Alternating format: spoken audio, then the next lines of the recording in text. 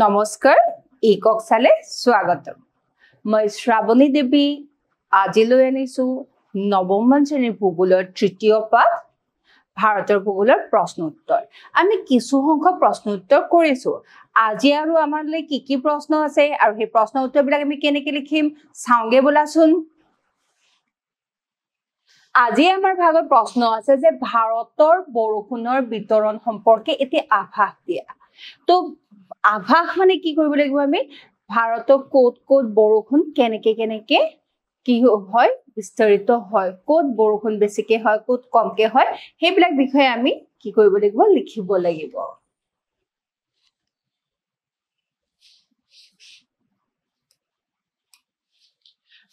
ভাৰতৰ দক্ষিণ পশ্চিম মৌচুমী বতাহৰ বাবে দেশখনত অধিক বৰষুণ হয় কাৰণ আমি জানো যে গুটি মৌচুমী বতাহৰ প্ৰভাৱে আমাৰ কি আছে ভাৰতবৰ্ষৰ বৰষুণৰ ওপৰত পৰিছে ভাৰতবৰ্ষৰ জলবায়ুৰ ওপৰত পৰিছে আৰু ভাৰতৰ কৃষিৰ ওপৰত পৰিছে কিন্তু এই বৰষুণৰ বিতৰণ ভাৰতৰ সকলো ঠাইতে সমান নহয় কাৰণ বৰষুণৰ বিতৰণ হ'বৰ কাৰণে কিহৰ ওপৰত নিৰ্ভৰ কৰিব সেই ঠাইখনৰ উচ্চতাৰ ওপৰত নিৰ্ভৰ কৰিব অক্ষাংশৰ ওপৰত নিৰ্ভৰ কৰিব আৰু বিভিন্ন কাৰকৰ ওপৰত নিৰ্ভৰ কৰিব উত্তৰ পূৰ্বাঞ্চলৰ হিমালয়ৰ নামনি অংশ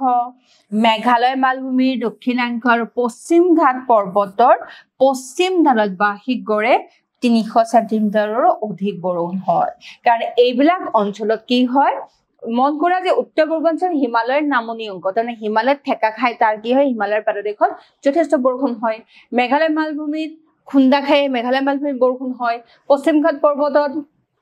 মৌচুমী বায়ু প্ৰথম আহিয়ে কি ঠেকা খাই পেলাই তাতে বৰষুণ হয় ফলত এইকেইটা অঞ্চলত যথেষ্ট বৰষুণ হয় ৩০০ চেণ্টিমিটাৰৰ অধিক হয়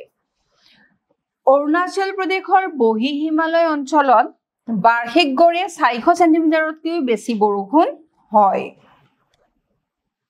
ৰাজস্থানৰ থৰ মৰুভূমি আৰু ইয়াৰ দাঁতি কাষৰীয়া অঞ্চলত বছৰি গড়ে ৫০ চেণ্টিমিটাৰৰো কম বৰষুণ হয়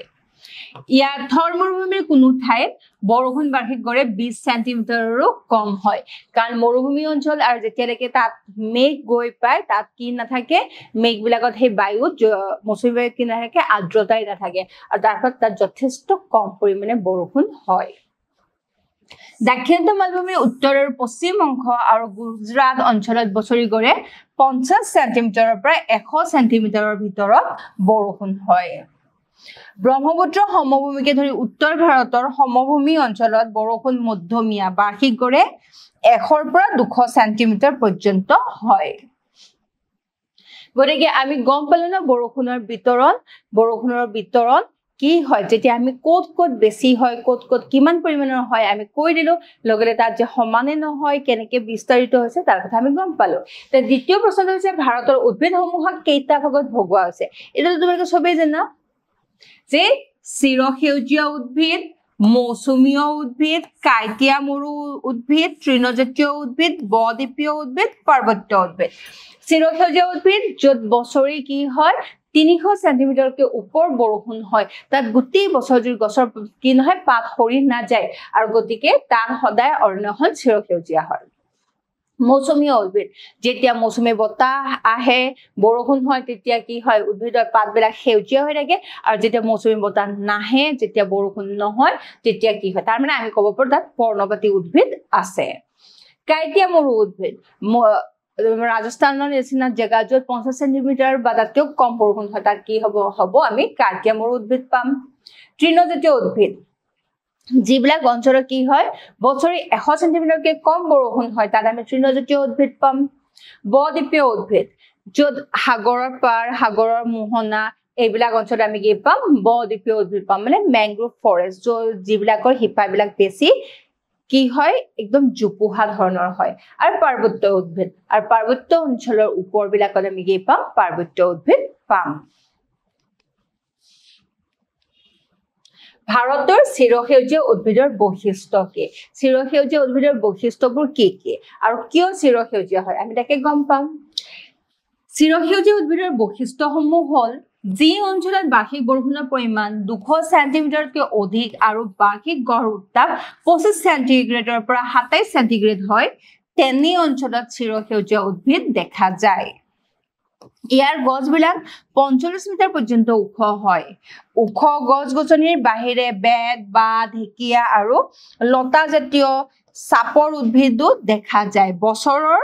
কোনো ঋতুতে এইবিলাকৰ পাত নহৰে হেয়েহে ইহঁতক চিৰসেউজীয়া উদ্ভিদ বোলে যেনেকৈ মই আগতে কৈ উঠিলো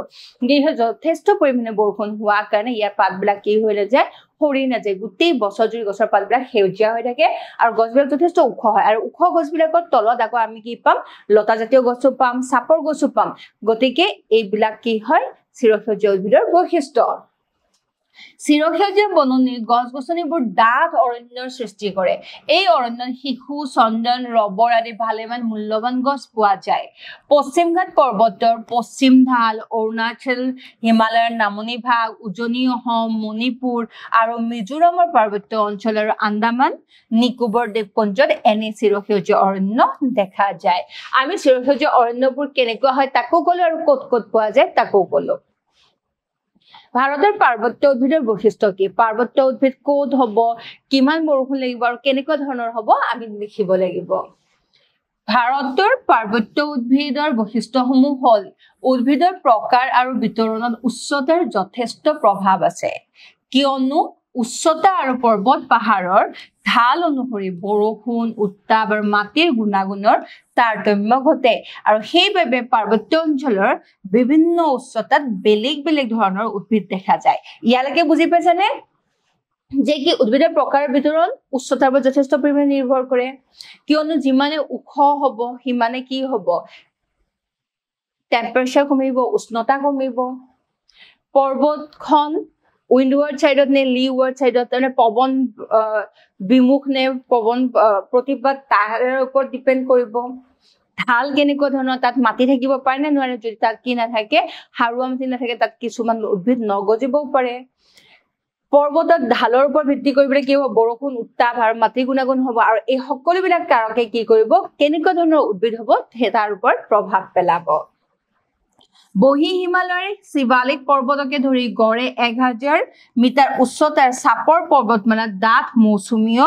অৰণ্যৰে আবৃত মৌচুমীয় অৰণ্য মানে আমি পৰ্ণপাতী উদ্ভিদ পাম ইয়াত শাল গছকে ধৰি ভালেমান মূল্যৱান গছ আছে এই অঞ্চলত বাঁহ জাতীয় উদ্ভিদো বেছিকে পোৱা যায় তাৰমানে 1000 মিটাৰ উচ্চতালৈকে আমি কি পাম শাল গছ পাম মৌচুমীয় শাল গছ পাম আৰু লগতে বাঁহ জাতীয় গছ পাম ইয়াৰ ঠিক ওপৰৰ 1000 মিটাৰৰ পৰা 2000 মিটাৰ উচ্চতাৰ পাৰ্বত্য অঞ্চলত বহল পাতৰ ওক আৰু সৰলজাতীয় চিৰসেউজীয়া উদ্ভিদ পোৱা যায় ইয়াতে কি হয় 1000ৰ পৰা আমি 1000ৰ তললৈকে আমি কি পালো আমি শাল গছ পালো 1000ৰ পৰা 2000 লৈকে আমি কি পাম বহল পাতৰ ওক বা সৰলজাতীয় চিৰসেউজীয়া উদ্ভিদ পাম তাৰ তললৈকে আমি কি পৰ্ণপাতী উদ্ভিদ পাই আছিলো ইয়াৰ উপৰিও 1600 মিটাৰৰ পৰা 3000 মিটাৰ উচ্চতাত সৰল গছ বেছিকৈ দেখা যায় তাত আৰু আমি কি নাপাম বহল পাতৰ গছ নাপাম তাত আমি কি পাম সৰল গছ পাম যাৰ পাতবিলাক কি হয় জুঙা জুঙা হয় যেতে জুঙা জুঙাকে কাৰণ 1600 মিটাৰ উচ্চতাৰ পৰা 3000 মিটাৰলৈকে কি হয় তাত আমি জুঙা জুঙা ধৰণৰ সৰলজাতীয় গছবিলাকে পাম কাশ্মীৰ হিমাচল প্ৰদেশ উত্তৰাঞ্চল দাৰ্জিলিং আৰু ছিকিম হিমালয় অঞ্চলত দেৱদাৰুকে ধৰি বিভিন্ন প্ৰজাতিৰ সৰল গছৰ অৰণ্য আছে ইয়াতকৈ অধিক উচ্চতাৰ পাৰ্বত্য অঞ্চলত আলপীয় উদ্ভিদ দেখা যায় আলপীয়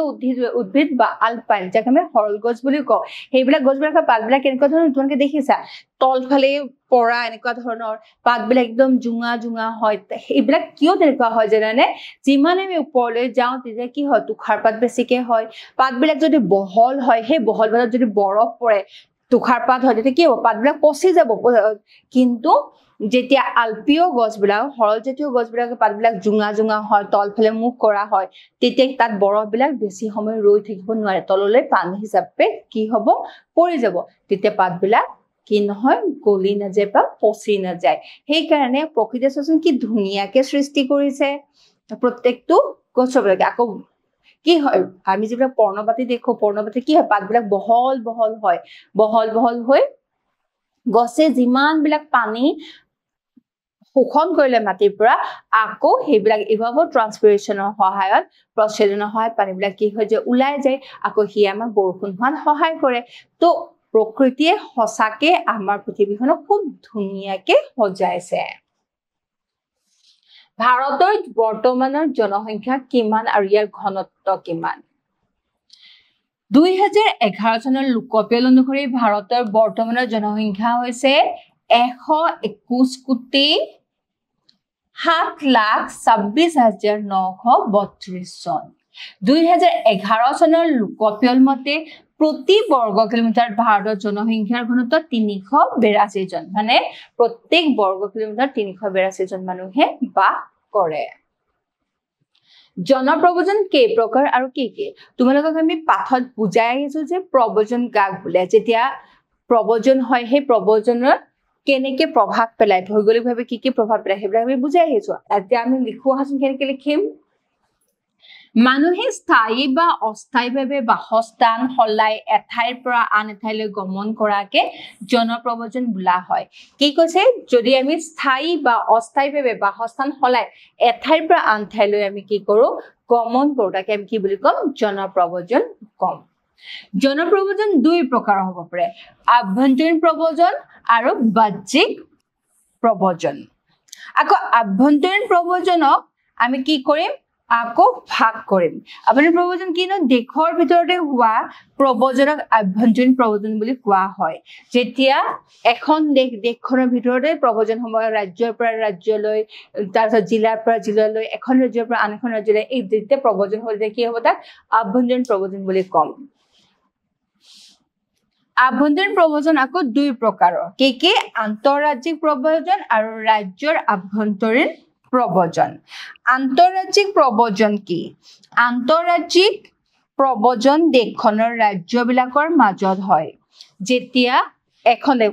মানে গুজৰাটৰ পৰা যদি অসমলৈ প্ৰব্ৰজন হৈছে এটো কি হ'ব আন্তঃৰাজ্যিক প্ৰব্ৰজন হ'ব এখন ৰাজ্যৰ পৰা আন এখন ৰাজ্যলৈ আহিছে আকৌ গুৱাহাটীৰ ভিতৰতে বা অসমৰ ভিতৰত অসম এখন ৰাজ্য অসমৰ ভিতৰতে যদি প্ৰব্ৰজন হয় তাক আমি কি বুলি কম ৰাজ্যৰ আভ্যন্তৰীণ প্ৰব্ৰজন কম ৰাজ্যৰ আভ্যন্তৰীণ প্ৰব্ৰজন কোনো ৰাজ্যৰ ভিতৰতে জিলাসমূহ বা অঞ্চলসমূহৰ মাজত সংঘটিত হয় যদি ডিব্ৰুগড়ৰ পৰা গুৱাহাটীলৈ মানুহ আহিছে তেতিয়া কি হ'ব ৰাজ্যৰ আভ্যন্তৰীণ প্ৰব্ৰজন হ'ব কাৰণ জিলাৰ পৰা এখন জিলাৰ পৰা আন এখন জিলালৈ আহিছে এই দুই প্ৰকাৰৰ প্ৰব্ৰজনৰ ক্ষেত্ৰত চাৰিটা সুত চিনাক্ত কৰা হৈছে মানে এই যে দুই প্ৰকাৰ প্ৰব্ৰজন হয় প্ৰব্ৰজন কেটা কেনেকে হ'ব পাৰে গাঁৱৰ পৰা গাঁৱলে এখন আৰু আমি জানো যে প্ৰব্ৰজনৰ কাৰণ কি প্ৰব্ৰজনৰ কাৰণ হ'ল অৰ্থনৈতিক কাৰণ হ'ব পাৰে ৰাজনৈতিক কাৰণ হ'ব পাৰে কিন্তু মূলতঃ সদায় অৰ্থনৈতিক কাৰণে প্ৰব্ৰজনৰ মূল কাৰণ এটা গাঁৱৰ পৰা গাঁৱলৈ এখন সৰু গাঁৱৰ পৰা আন এখন গাঁৱলৈ যোৱাত হা সুবিধা বেছি তেনেকুৱা জায়গা কি হ'ব পাৰে গাঁৱৰ পৰা গাঁৱলৈ হ'ব পাৰে গাঁৱৰ পৰা চহৰলৈ সাধাৰণতে মানুহবিলাকে নিজৰ কামৰ কাৰণে বৃত্তি বিচাৰি পেলাই কি হয় গাঁৱৰ পৰা চহৰমুখী হয় চহৰৰ পৰা গাঁৱলৈ যেতিয়া মানুহ কি হয় চহৰত বাস কৰি অতি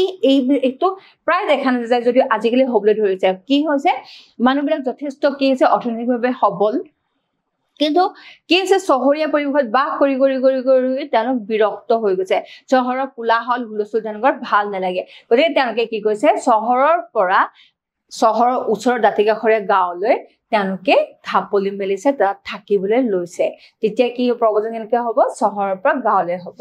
আৰু চহৰৰ পৰা চহৰলৈ হোৱা প্ৰব্ৰজন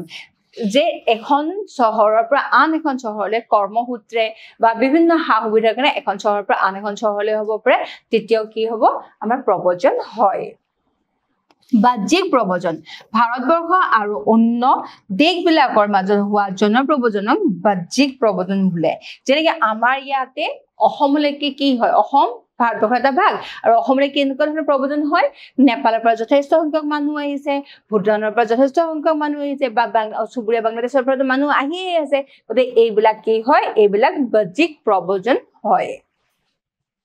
এই প্ৰকাৰৰ প্ৰব্ৰজনক আন্তঃৰাষ্ট্ৰীয় প্ৰব্ৰজন বুলিও জনা যায় ভাৰতবৰ্ষ আৰু ইয়াৰ চুবুৰীয়া দেশসমূহৰ মাজত হোৱা প্ৰব্ৰজনক বাহ্যিক বা আন্তঃৰাষ্ট্ৰীয় প্ৰব্ৰজন বুলি কোৱা হয় জনপ্ৰব্ৰজনৰ ফলত ভাৰতত কেনে প্ৰভাৱ পৰিছে মই আগৰ প্ৰশ্নটোত কৈয়ে দিছো তথাপি আমি আৰু পঢ়িয়াই চাম প্ৰব্ৰজনৰ প্ৰভাৱ সুদূৰ প্ৰসাৰী কি হয় প্ৰব্ৰজনৰ প্ৰভাৱ যিখন জাগাৰ পৰা প্ৰব্ৰজিত হয় তাতেও যথেষ্ট পৰে আৰু জলে প্ৰব্ৰজিত হয় তাৰ ওপৰতো বহুত প্ৰভাৱ পৰে প্ৰব্ৰজন বিশেষকৈ আন্তঃৰাষ্ট্ৰীয় প্ৰব্ৰজন ভাৰতবৰ্ষৰ এটা অন্যতম প্ৰধান সমস্যা ৰূপে পৰিগণিত হৈছে প্ৰব্ৰজনৰ ফলত দেশৰ সামাজিক অৰ্থনৈতিক পৰিৱেশিক আৰু ৰাজনৈতিক ক্ষেত্ৰসমূহলৈ কিছুমান তাৎপৰ্যপূৰ্ণ পৰিৱৰ্তন আহিছে প্ৰব্ৰজনৰ কেইটামান বিশেষ প্ৰভাৱ হ'ল প্ৰব্ৰজনৰ ফলত দেশৰ জাতি ধৰ্ম আৰু ভাষাৰ ভিন্নতা বাঢ়িছে আৰু ফলত বাৰে বৰণীয়া সংস্কৃতি গঢ় লৈ উঠিছে সেইটো কথা আমি ভালকে জানো যেতিয়া এখন দেশৰ পৰা আন এখন দেশলৈ বা এখন ৰাজ্যৰ পৰা আন এখন ৰাজ্যলৈ কি হয় প্ৰব্ৰজিত হোৱাৰ লগে লগে সেই ৰাজ্যখনৰ সম্পূৰ্ণ সংস্কৃতি প্ৰব্ৰজিত মানুহখিনিয়ে আন এখন নতুন জাগালৈ লৈ যায় আৰু সেই নতুন জাগাৰ মানুহৰ লগত মিলা প্ৰীতি হওঁতে তেওঁলোকে নিজৰ সংস্কৃতিখিনিও ক'ব নোৱাৰাকে বিলাই দিয়ে নিজৰ ভাষাও বিলাই দিয়ে আৰু তাৰ ফলত কি হয় সেই নতুন জাগাটোৰ সংস্কৃতি এটা নতুন ৰূপ লৈ উঠে আৰু তাকে কি কোৱা আছে বাৰে বৰণীয়া সংস্কৃতি হিচাপে কোৱা হৈছে প্ৰব্ৰজনৰ ফলত দেশৰ অৰ্থনৈতিক খণ্ডৰ পৰিৱৰ্তন হৈছে আৰু বেপাৰ বাণিজ্যৰ প্ৰসাৰ ঘটিছে যেনেকে য'লৈ প্ৰব্ৰজিত হ'ব তাত যোনে কাম কৰিবলৈ যাব তেওঁ কি কৰিব সেই জাগাটোৰ অৰ্থনৈতিকভাৱে উন্নত কৰি পেলাব কিন্তু য'ৰ পৰা প্ৰব্ৰজিত হৈছে সেই জাগাটোৰ আকৌ অৰ্থনৈতিকভাৱে কি হ'ব অৰ্থনৈতিকভাৱে তেওঁলোকৰ লছ হ'ব গতিকে প্ৰব্ৰজনৰ ফলত অৰ্থনৈতিক প্ৰভাৱ যথেষ্ট বেছি প্ৰব্ৰজনে দেশৰ তথা ইয়াৰ বিভিন্ন অঞ্চলৰ জনগাঁথনি সলনি কৰিছে প্ৰব্ৰজনৰ ফলত জনসংখ্যা বৃদ্ধি ঘনত্ব আৰু শিক্ষিতৰ হাৰ সলনি হৈছে কোনো অঞ্চলত প্ৰব্ৰজনকাৰীৰ সংখ্যা ভূমিপুত্ৰসকলৰ সংখ্যাতকৈ অধিক হোৱাৰ ফলত ভাষা ধৰ্ম সংস্কৃতি আৰু অৰ্থনীতিৰ ক্ষেত্ৰত সমস্যাৰ উদ্ভৱ হৈছে এই ক্ষেত্ৰত আমি উদাহৰণ দিব পাৰো ত্ৰিপুৰা ৰাজ্যখন সবে জানা ত্ৰিপুৰা এখন অতি সৰু ৰাজ্য আছিল আৰু ত্ৰিপুৰা যিখিনি মানুহ আছিলে অৰিজিনেল সেইখিনি কি আছিলে ট্ৰাইবেল আছিলে বা জনজাতীয় লোক আছিলে কিন্তু তাত বেংগলী মানুহখিনি প্ৰব্ৰজিত হৈ এনেকুৱা ধৰণৰ এটা অৱস্থাৰ সৃষ্টি হৈ গ'ল এতিয়া তাৰ যিখিনি জনজাতীয় মানুহখিনিৰ ভাষাৰ কি হ'বলৈ লৈছে বিলোপ হ'বলৈ লৈছে তেওঁলোকৰ থকা স্থানৰ পৰিৱৰ্তন হৈছে তাৰ সম্পূৰ্ণ সংস্কৃতিৰে পৰিৱৰ্তন হৈ গৈছে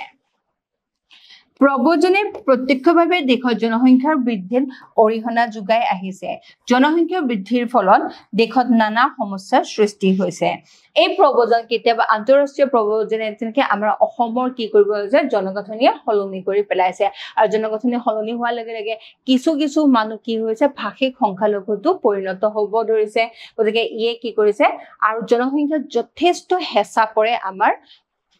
সম্পদসমূহৰ ওপৰত সেইকাৰণে প্ৰব্ৰজনে কিছু ক্ষেত্ৰত নিগেটিভ ভাৱেও কাম কৰে দেশৰ ভূমি সম্পদৰ ওপৰত অত্যাধিক হেঁচা পৰিছে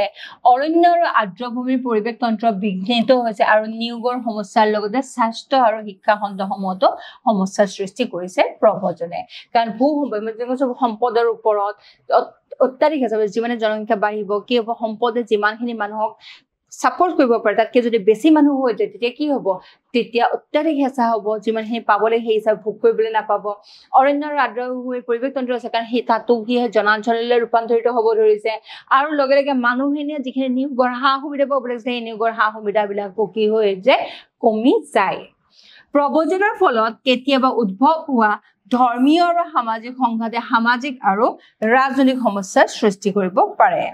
প্ৰব্ৰজনকাৰীসকলে নতুন ঠাই আৰু সমাজত কেতিয়াবা মিলি যাব নোৱাৰি মানসিক চাপত ভোগে আৰু ইয়ে কি কৰে সমাজত সামাজিক সমস্যাৰো সৃষ্টি কৰে প্ৰব্ৰজনৰ ফলত বিশেষকৈ নগৰ অঞ্চলত কিছুমান বস্তি অঞ্চল গঢ়ি উঠিছে আৰু এই বস্তি অঞ্চলবিলাকে আমাৰ যথেষ্ট পৰিমাণৰ সামাজিক দুষ্কাৰ্যৰ কৰে আৰু তাৰ আৰু কি হয় তেওঁলোকৰ জীৱিকাৰ যিটো ষ্টাইল যিটো অৱস্থা সেই অৱস্থাটো কি হয় যথেষ্ট নিম্ন মানদণ্ডৰ হয় আৰু ইয়ে বিভিন্ন ধৰণৰ ৰোগ আৰু সামাজিক সমস্যাৰ সৃষ্টি কৰে এনে বস্তি অঞ্চলসমূহত অস্বাস্থ্যকৰ পৰিৱেশ বিৰাজ কৰাৰ ফলত নগৰীয়া পৰিৱেশ প্ৰদূষিত হৈ পৰিছে প্ৰব্ৰজনৰ ফলত দেশখনৰ বা ৰাজ্যসমূহৰ ৰাজনৈতিক পৰিস্থিতিৰ পথ পৰিৱৰ্তন হোৱাৰ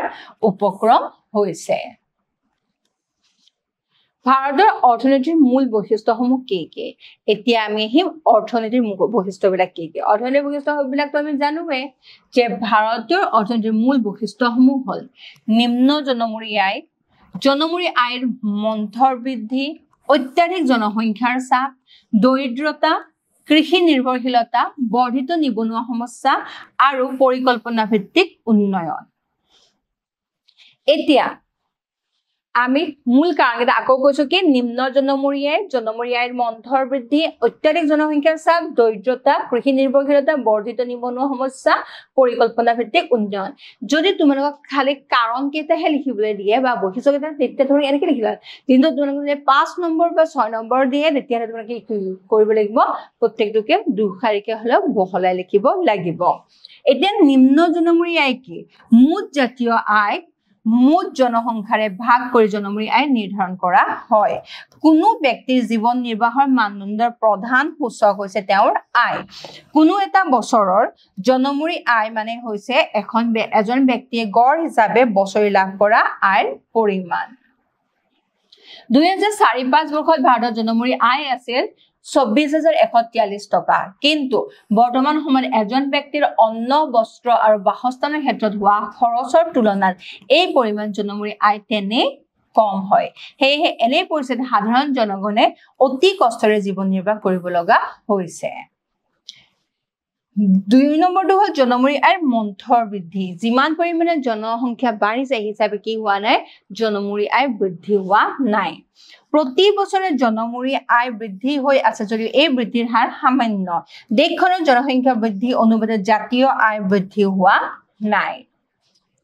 অত্যাধিক জনসংখ্যাৰ চাপ। দিনে দিনে কি হৈছে, যিটো পৰিমাণৰ আমাৰ উন্নতি হ'ব লাগিছিল, যিটো পৰিমাণৰ আমাৰ জনমূৰি আয় বৃদ্ধি হ'ব লাগিছিল, সেই পৰিমাণৰ জনমূৰি আয় বৃদ্ধি হোৱা নাই, কিন্তু জনসংখ্যাটো বাঢ়ি গৈ আছে। আৰু এই বৰ্ধিত জনসংখ্যাই কি কৰিছে, আমাৰ সম্পদৰ ওপৰত যথেষ্ট প্ৰভাৱ, যথেষ্ট হেঁচা পেলাইছে আৰু সেয়ে আমাৰ অৰ্থনৈতিকভাৱে কি কৰিছে, দুৰ্বল কৰি পেলাইছে। ভাৰতীয় অৰ্থনৈতিক অত্যাধিক জনসংখ্যাৰ দ্বাৰা ভৰপূৰ। স্বাধীনতাৰ সময়ত 1987 চনত ভাৰতৰ জনসংখ্যা আছিল 350 নিযুত। 2011 চনত এই জনসংখ্যা কিমান হ'ল, 121 কোটি হ'ল বা 1210 নিযুতলৈ বৃদ্ধি হ'ল। লগে লগে ভাবচোন, ক'ত 1987 চনত 350 নিযুতৰ পৰা কিমানলৈ বৃদ্ধি পাইছে, আৰু ই কি কৰিছে, আমাৰ সম্পদৰ ওপৰত যথেষ্ট হেঁচা পেলাইছে। জনসংখ্যা হিচাপত চীন দেশৰ পিছতে বিশ্বত দ্বিতীয় স্থান অধিকাৰ কৰা ভাৰতবৰ্ষই অভাৱনীয় জনসংখ্যাৰ বৃদ্ধিৰ বাবে অন্ন, বস্ত্ৰ আৰু বাসস্থানৰ সমস্যাৰ লগতে নিবনুৱাকে ধৰি অনেক সমস্যাই দেখা দিছে। ভাৰতৰ জনসংখ্যাৰ দ্ৰুত বৃদ্ধিয়ে দেশখনৰ অৰ্থনীতিত বিৰূপ প্ৰভাৱ পেলাইছে। দৰিদ্ৰতা, আৰু যিহেতু জনসংখ্যা বৃদ্ধি হৈছে, জনমূৰি আয় বৃদ্ধি কম, গতিকে মানুহবিলাকতো দৰিদ্ৰ হ'বই, আৰু দৰিদ্ৰতাই অৰ্থনীতিৰ ওপৰত কি কৰে, আৰু ডাঙৰ সমস্যাৰ সৃষ্টি কৰে। ভাৰতীয় অৰ্থনীতিৰ আন এক বিশেষ বৈশিষ্ট্য হৈছে দৰিদ্ৰতা। পৃথিৱীৰ মুঠ দৰিদ্ৰ লোকৰ 1/3 ভাৰতত বাস কৰে। কিমান লোক দৰিদ্ৰ! অন্ন, বস্ত্ৰ আৰু বাসস্থানৰ অভাৱত ভাৰতত গাঁও আৰু চহৰ অঞ্চলত বহুতো লোকে কষ্টকৰ জীৱন কটাইছে। 2011 চনৰ লোকপিয়ল তথ্য অনুসৰি ভাৰতবৰ্ষৰ মুঠ জনসংখ্যাৰ 27.5% লোকে দৰিদ্ৰ, অৰ্থাৎ দেশখনত 30 কোটিৰো অধিক দৰিদ্ৰ লোকে বাস কৰে। কৃষি নিৰ্ভৰশীলতা। ভাৰতীয় অৰ্থনীতি কৃষি নিৰ্ভৰশীলতা। প্ৰায় 70% লোকে কি কৰে, কৃষি কৰে, কিন্তু সেই কৃষিও কি নহয়, বিজ্ঞানসন্মত নহয়। কৃষি নিৰ্ভৰশীলতা ভাৰতীয় অৰ্থনীতিৰ আন এক বৈশিষ্ট্য। জীৱন নিৰ্বাহৰ বাবে দেশৰ জনসাধাৰণে কৃষি, শিল্প, ব্যৱসায়, চাকৰি আদিৰ দৰে কৰ্মত আত্মনিয়োগ কৰে। পৰম্পৰাগতভাৱে দেশৰ বেছি সংখ্যক লোকে কৃষি কাৰ্যৰ লগত জড়িত আৰু সেয়েহে ভাৰতৰ অৰ্থনীতি প্ৰধানকৈ কৃষি নিৰ্ভৰশীল। জনসাধাৰণে কৃষি, শিল্প, ব্যৱসায়, চাকৰি আদিৰ দৰে কৰ্মত আত্মনিয়োগ কৰে। পৰম্পৰাগতভাৱে দেশৰ বেছি সংখ্যক লোকে কৃষি কাৰ্যৰ লগত জড়িত আৰু সেয়েহে ভাৰতৰ অৰ্থনীতি প্ৰধানকৈ কৃষি নিৰ্ভৰশীল। আকৌ এই কৃষি আকৌ কিহৰ ওপৰত নিৰ্ভৰশীল? মৌচুমী বায়ুৰ ওপৰত নিৰ্ভৰশীল। গতিকে ভাৰতীয় অৰ্থনীতি কি হয়, কৃষিৰ ওপৰত নিৰ্ভৰশীল, আৰু সেইকাৰণে বেছি উন্নত হ'ব পৰা নাই। বৰ্ধিত নিবনুৱা সমস্যা। কম জনমূৰি আয়, মন্থৰ জনমূৰি আয় বৃদ্ধি, বেছি জনসংখ্যা, কৃষিৰ ওপৰত নিৰ্ভৰশীলতা, দৰিদ্ৰতা, আৰু এই সকলোবিলাকৰ ওপৰত ভূতৰ ওপৰত দানহৰ নিচিনা কাম কৰিছে। কিহে কাম কৰিছে? বৰ্ধিত নিবনুৱা সমস্যা। যিমানে নিবনুৱা সমস্যা, জনসংখ্যা বাঢ়িছে, সিমানে কি হৈছে, নিবনুৱা সমস্যা বাঢ়িছে। বৰ্ধিত নিবনুৱা সমস্যা ভাৰতীয় অৰ্থনীতিৰ আন এক বৈশিষ্ট্য। আমি কি কৰিছো, মানুহবিলাকক, ল'ৰা ছোৱালীবিলাকক পঢ়াই শুনাই সিহঁতক কি কৰিছো, চাকৰিৰ কাৰণে যোগ্য কৰিছো কিন্তু সেই চাকৰিৰ কাৰণে যোগ্য হোৱাৰ পিছতো সিহঁতে কি কৰিব পৰা নাই এটা সংস্থাপন পোৱা নাই আৰু তেতিয়া নিবনুৱা হৈছে আৰু নিবনুৱাই কি কৰিছে আমাৰ কম জনমূৰি আয়ৰ ওপৰত হেঁচা প্ৰয়োগ কৰিছে দেশৰ জনসংখ্যা বৃদ্ধিৰ লগে লগে স্বাভাৱিকতে কৰ্মক্ষম লোকৰ সংখ্যা বৃদ্ধি পাইছে কিন্তু দেশৰ শিল্প বাণিজ্য ব্যৱসায় যাতায়াত আদিৰ ক্ষেত্ৰসমূহৰ বিকাশ সঠিক অনুপাতে নোহোৱাৰ বাবে সকলো কৰ্মক্ষম লোকে কৰ্মসংস্থান লাভ কৰিব পৰা নাই ইয়াৰ ফলত দেশত নিবনুৱা সমস্যাই গুৰুতৰ ৰূপ ধাৰণ কৰিছে আৰু অৰ্থনৈতিক বিকাশৰ বাধাৰ সৃষ্টি কৰিছে পৰিকল্পনা ভিত্তিক উন্নয়ন 1951 চনত গ্ৰহণ কৰা প্ৰধান পঞ্চবাৰ্ষিক পৰিকল্পনাকে ধৰি যোৱা প্ৰায় 60 বছৰে অব্যাহত থকা পৰিকল্পনা ভিত্তিক উন্নয়নৰ প্ৰচেষ্টাই দেশৰ প্ৰগতিত যথেষ্ট অৰিহণা যোগাই আহিছে আৰু এই পৰিকল্পনা ভিত্তিক উন্নয়নে যদিও কি কৰিছে দেশৰ অৰ্থনীতি উন্নত কৰিব বিচাৰিছে কিন্তু আমাৰ বৰ্ধিত জনসংখ্যাই ইয়াক কি কৰিছে হিমান পৰিমাণে উন্নত হ'বলৈ দিয়া নাই দেশৰ সামাজিক শৈক্ষিক আৰু বিশেষকৈ অৰ্থনৈতিক সমস্যাসমূহ নিৰাময় কৰিবলৈ এই পৰিকল্পনা কি কৰা হৈছে হাতত লোৱা হৈছে ভাৰতৰ কেন্দ্ৰীয় শাসিত অঞ্চল কেইটা এইটোতো তোমালোকে চাৰ্ট হিচাপে বনাই ল'ব পাৰিবা চোৱা ইয়াতে দিয়া আছে ক্ৰমিক নাম হিচাপে তোমালোকে যেনেকে কিতাপখন দিয়া আছে যে 1 2 3 4 কে দিয়া আছে ৰাজ্যবিলাকৰ নাম যে আন্দামান নিকোবৰ দ্বীপপুঞ্জ মাটি কিলোমিটাৰ কিমান 8249 ৰাজধানী পোৰ্ট ব্লেয়াৰ চণ্ডীগড় দিল্লী দাদৰা আৰু নগৰ হাভেলী দমন আৰু দিউ লাক্ষাদ্বীপ পণ্ডিচেৰী আৰু জম্মু কাশ্মীৰ আৰু তেনেকে কি হিচাপে কৰা হৈছে তেনেকে তোমালোকৰ ৰাজধানী আৰু মাটিকালিও দিয়া আছে তোমালোকে চাই লোৱা ভাৰতৰ বৰ্তমান ৰাজ্য কেইখন আৰু কি নাম লিখা ইমান বিলাক ৰাজ্য